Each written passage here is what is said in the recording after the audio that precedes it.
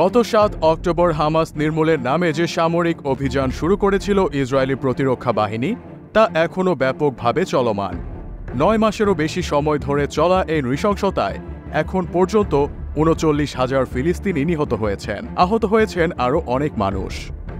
কিন্তু প্রশ্ন হচ্ছে, যে উদ্দেশ্য নিয়ে ইসরায়েলের প্রধানমন্ত্রী নেতানিয়াহু এই আগ্রাসন শুরু করেছিলেন তা কি আদৌ পূরণ হয়েছে কিনা? কিন্তু আন্তর্জাতিক গণমাধ্যমগুলো বলছে হামাসকে ধ্বংস করতে পুরোপুরি ব্যর্থ হয়েছে দখলদার ইসরায়েল। এ ব্যাপারে রাশিয়ার পররাষ্ট্রমন্ত্রী সের্গেই ল্যাভরভ বলেছেন, ফিলিস্তিনের ইসলামী প্রতিরোধ আন্দোলন হামাসকে নির্মূল করার ব্যাপারে ইহুদিবাদী ইসরায়েল যে লক্ষ্য ঠিক করেছে তা একটি অবাস্তব কাজ। লাওসে অনুষ্ঠিত আসিয়ানের পররাষ্ট্রমন্ত্রীদের ৫৭তম সম্মেলন শেষে মালয়েশিয়া সফর করার সময় সাংবাদিকদের কাছে এই মন্তব্য করেন ল্যাভরভ। তিনি বলেন, মুসলিম বিশ্বে নিরবিচ্ছিন্ন সমর্থন থাকায় হামাসের অস্তিত্ব শেষ হবে না।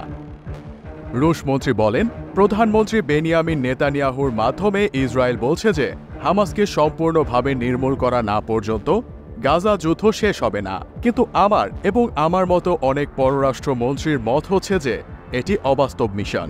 হামাস তার অস্তিত্ব ধরে রাখবে এবং তাদের যথেষ্ট সক্ষমতা আছে। পাশাপাশি এই সংগঠনের প্রতি মুসলিম বিশ্বের সমর্থন রয়েছে। ল্যাভরভ তার বক্তব্যের এক পর্যায়ে আরও বলেন, কিছু দেশ নতুন সমঝোতা প্রস্তাব তৈরির চেষ্টা করছে, যেখানে ধাপে ধাপে সংঘাত অবসানের কথা বলা হচ্ছে। ইসরায়েল অবিলম্বে যুদ্ধবিরতির প্রস্তাব প্রত্যাখ্যান করার পর এই প্রস্তাব তৈরির চেষ্টা চলছে। এজন্য কিছু আরব দেশ, বিশেষ করে মিশর ও কাতার, মার্কিন কর্মকর্তাদের সাথে আলোচনা করছে। এমনকি ইসরায়েলের সাথেও বিষয়টি নিয়ে তাদের কথা হয়েছে।